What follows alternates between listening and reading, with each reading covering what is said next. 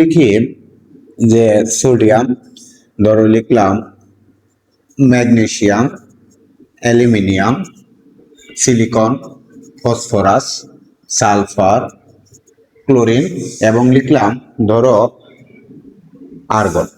এগুলো হলো পর্যায় সারণী তৃতীয় পর্যায়ের মূলক। কোন পর্যায়ের মূলক? আমরা লিখতে পারি পর্যায় 3, তৃতীয় পর্যায়ের মৌল এগুলা।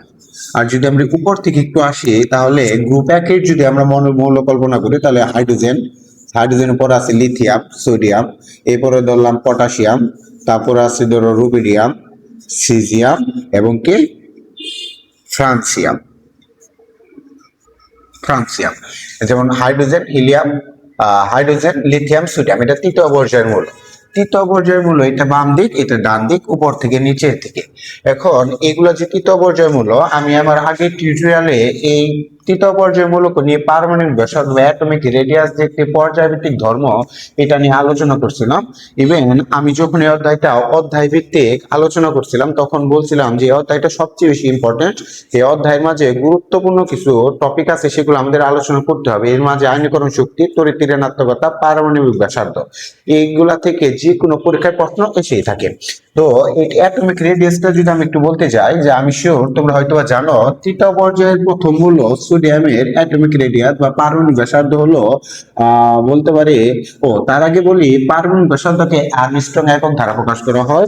এই যে আর্মস্ট্রং একক দ্বারা প্রকাশ করে, এটাকে আমরা গণনা করি কিরকম, 10⁻10 মিটার, মিটার এককে, অর্থাৎ 1 আর্মস্ট্রং সমান আমরা লিখতে পারি 10⁻10 মিটার।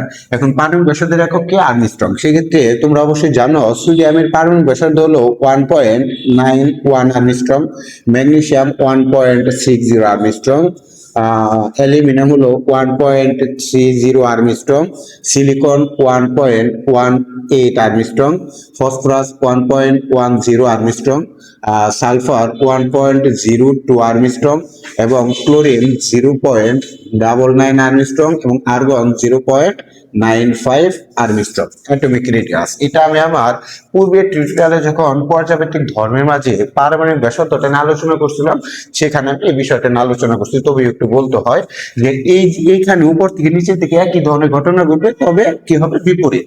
হাইড্রোজেন থেকে যত নিচের দিকে আসতে থাকবে এতে পারমাণবিক ব্যাসার্ধের মান তত বাড়তে থাকবে। এখন তুমি যদি একটু লক্ষ্য করো দেখবো সিকোয়েন্সিয়ালি এদের মাঝে একটা চেঞ্জ লক্ষ্য করা যাচ্ছে। কিরকম?